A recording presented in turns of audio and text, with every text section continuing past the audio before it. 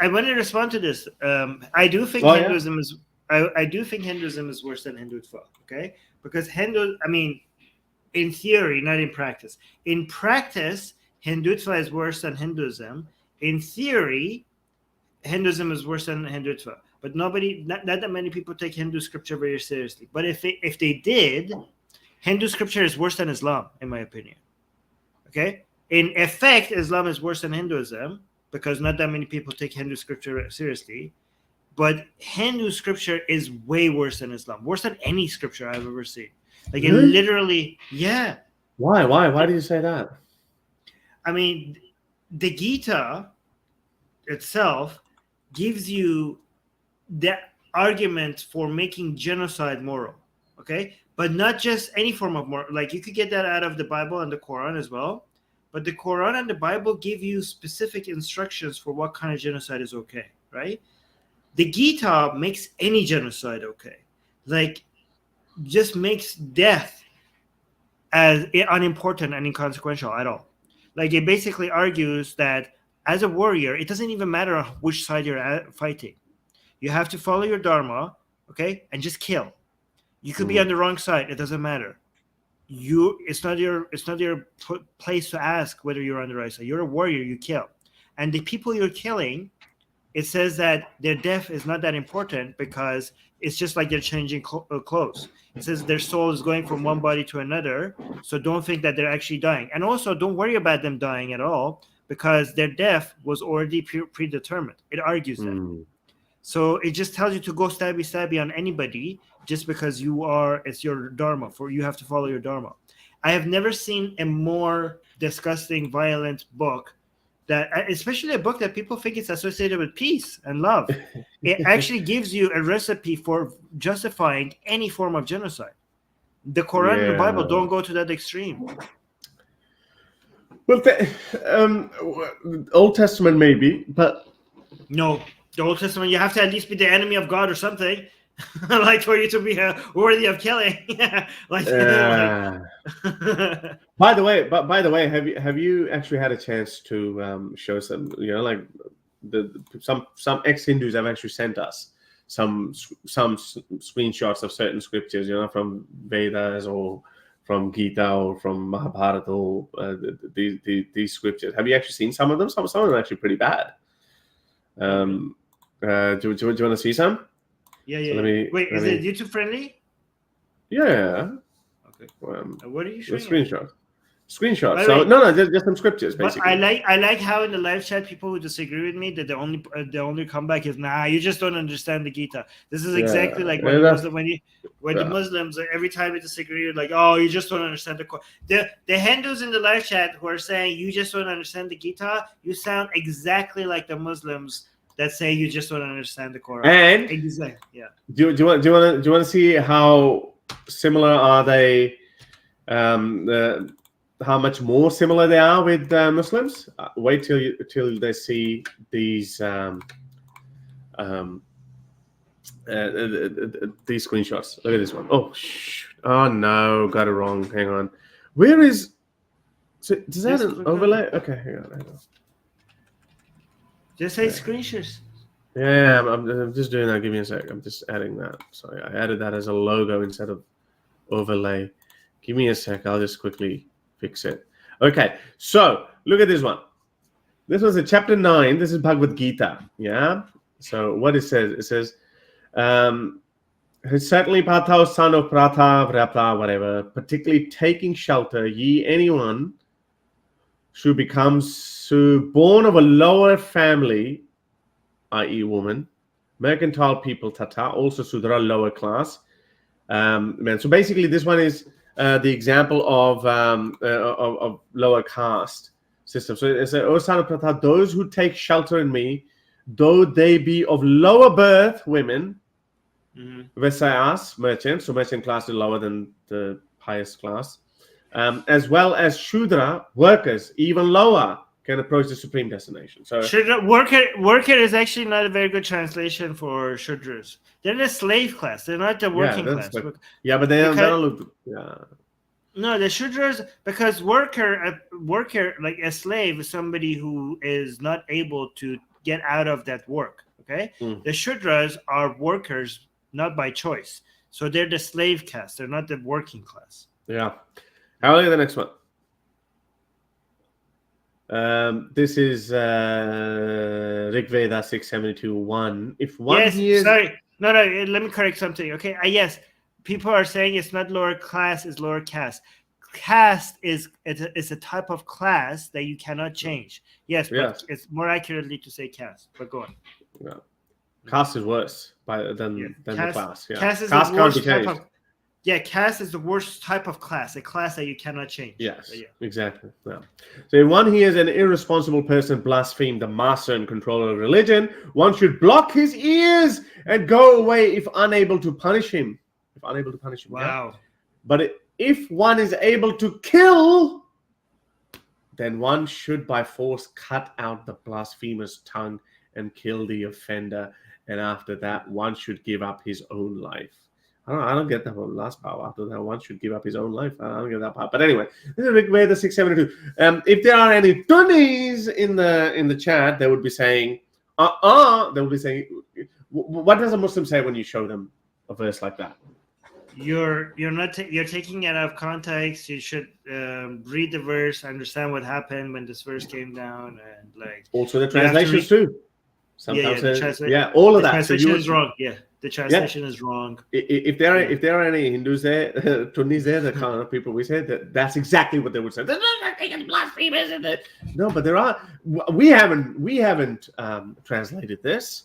They have translated that. Look at this one. This one.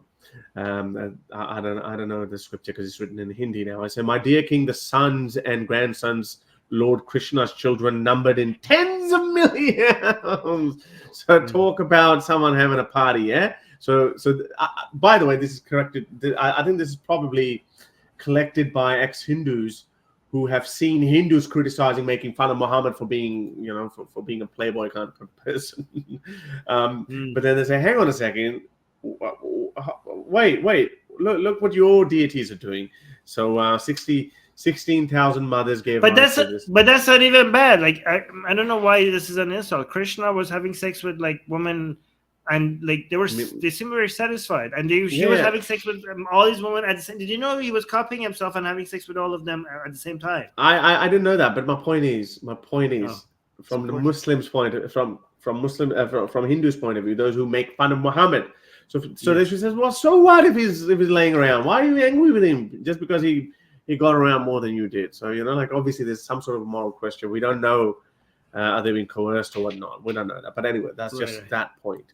This one, some women would definitely like it. This is Rig Veda as well. This is 647. So if she's not willing, he should buy her over. Like if she's not willing, he should buy her over.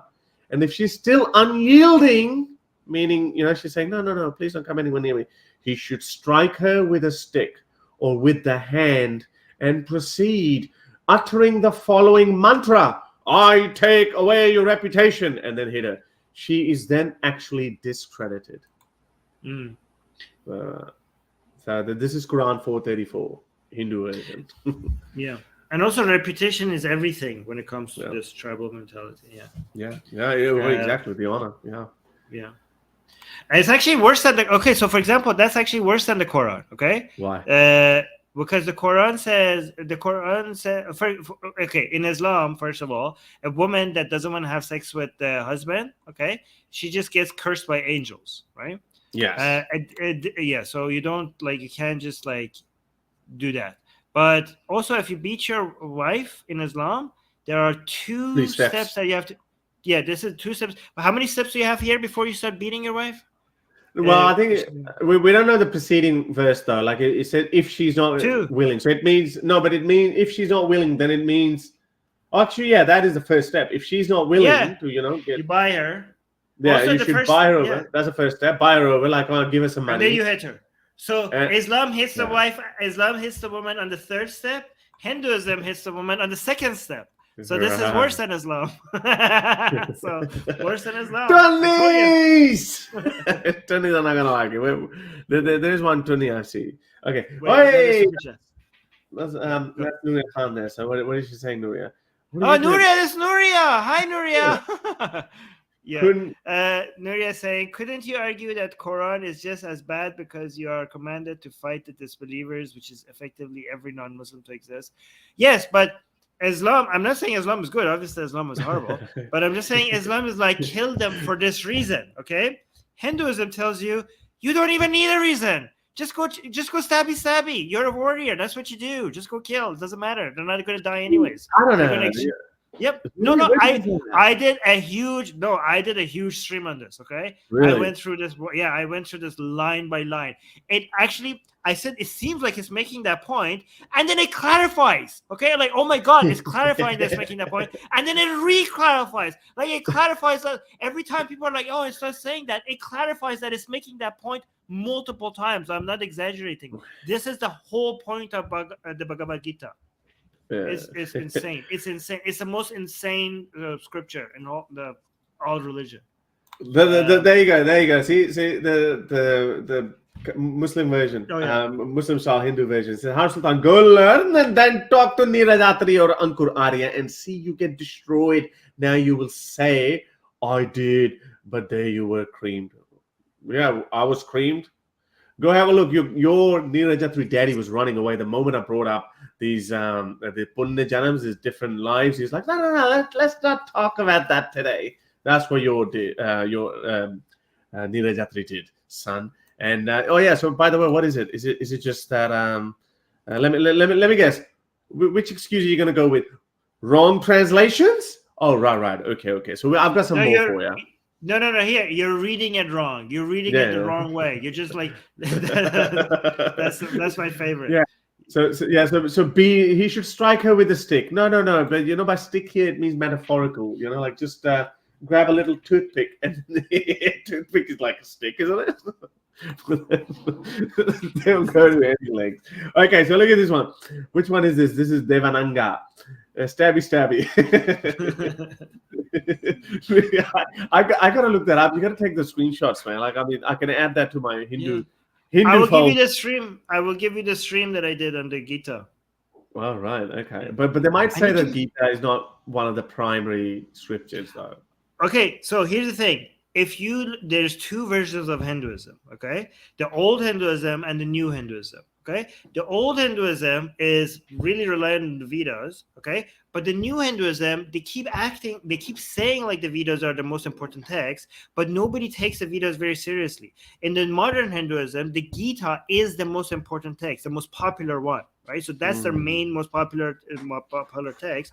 But if you actually, some scholars even argue that these are two different things. Like, they're not even, the only relationship that modern Hinduism has to that the Vedic religion is that the constant giving of credit to the Vedas as like this divine thing. But nobody, like, if you read the Vedas, they have cow sacrifice, okay, in the Vedas. They sacrifice cows to the gods. So it's like very different from what you consider Hinduism today. Like, Vedas, so it's a difference. So in like Shia Islam, right? The Shias say, oh, Allah is the most important, Muhammad is the best, most important human, but effectively Hussein is the most important person for them.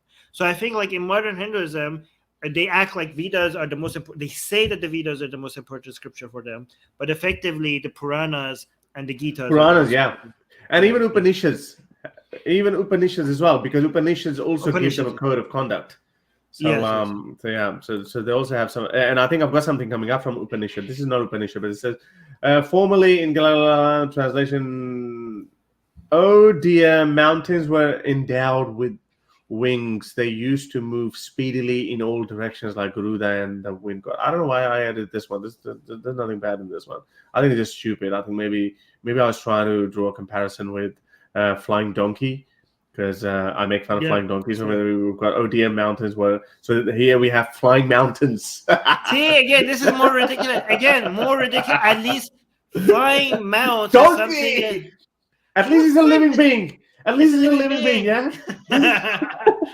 This is more ridiculous. I'm telling you. This is more ridiculous. And then they say, our ancestors were really smart. No, they were getting high and they were flying freaking mountains, not Vimanas. Do you have the scripture about Shiva's dick falling off and burning the whole world? Do you have it?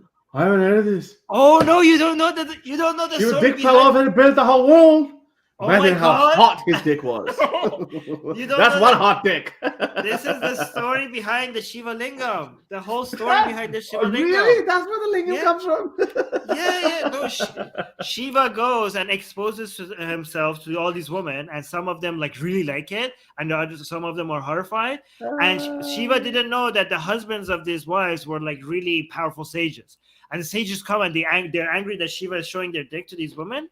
So this and yeah. This is the literal story. This is Hindu scripture. So the sages, not knowing that this is Shiva, they curse him, and his dick falls off. But because it's Shiva, when his dick hits the floor, it starts burning the whole world. Okay. So basically, punishing them for making his dick fall. No. For cursing him, yeah, because but they didn't know that. But yeah, but it doesn't work that way. Yeah, like it's like if you curse someone, they didn't know that it's a Shiva god. But you know, for some whatever reason, their curse was so powerful that his dick fell off. But now that it's fallen off, now you suffer. We're gonna burn the whole planet down. Jeez. Yeah. So I forgot, guys. Tell me in the live chat which goddess comes to save the day. Okay, I forgot. It was Parvati. I think it was Parvati. Guys, let me know in the live chat. The woman. Man, Yeah, you are much more. Yeah, but this goddess comes and she either turns into a vagina, so the goddess, okay, or she uses her vagina. I don't know. There's different versions of this story, okay? And she turns into a vagina and she covers the penis, and the whole world is saved. How does she cover it? It was Parvati. It was Parvati. Okay, how does she cover it? She becomes a vagina and she covers the penis. so she sits on a amputated dick. Yes, and that's how you get the Shiva lingam. That's where the Shiva lingam comes from. So she That's was killing two birds with one stone. She was saving the world and also having some fun. Yeah. Man, we're gonna get cancelled. This is Hindu scripture. I'm not making this up. Also, so tell me, so is that why that they're like in memory of that horrible event? So hang on a second. They make fun of Muslims and they call them katmulles, meaning like they've got their dicks chopped off. But your central deity had a dick literally chopped off. And is that the reason? You had a deity turned into a whole full vagina to cover your penis. Yeah. And look, people, Hindus in the live chat are ex-Hindus in the live chat are confirming this. This is why there's also a vagina around the lingam. I've never seen a vagina around a lingam. Oh yeah, I've there always seen is that the big black thing. The base is a vagina. Okay, let me show you the. Oh really? The base The is a base vagina. is. Oh my goodness, man! I never even noticed that. Oh right. Look, the base is a vagina. Oh right. I thought that was just a thing to collect milk when they put milk on it. Yeah. No, that's a vagina. Oh man. No yeah, see, wonder. even Oxymoron, our fellow Hindutvas here are confirming. Yeah, it's there, the base. See, so this is not even something that Hindutva is like denying. Shouldn't the vagina be the other way around then? Should cover it, or maybe it's just showing us an inside view. Well, okay, maybe it's maybe upside down, but you have to. The pouring of milk will be difficult if you do it the other way around, right? Yeah, obviously.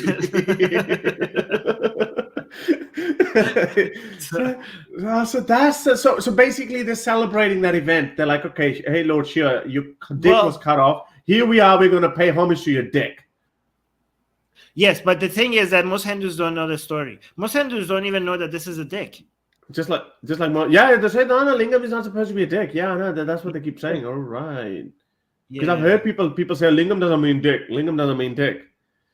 Right, so there you go. What did I promise you at the start? Yeah, that you're going to find more similarities between Muslims and Hindus than you probably ever thought. They use the same excuses about the scriptures and about their own stories. They don't know as much story. They don't know their own stories. Just like Muslims don't know the stories. Muslims are still celebrating that. Oh, that old woman who used to throw rubbish at Prophet Muhammad. That shit never happened. Hmm. People still get surprised when I tell them this shit never happened. They still get surprised. They're like, really?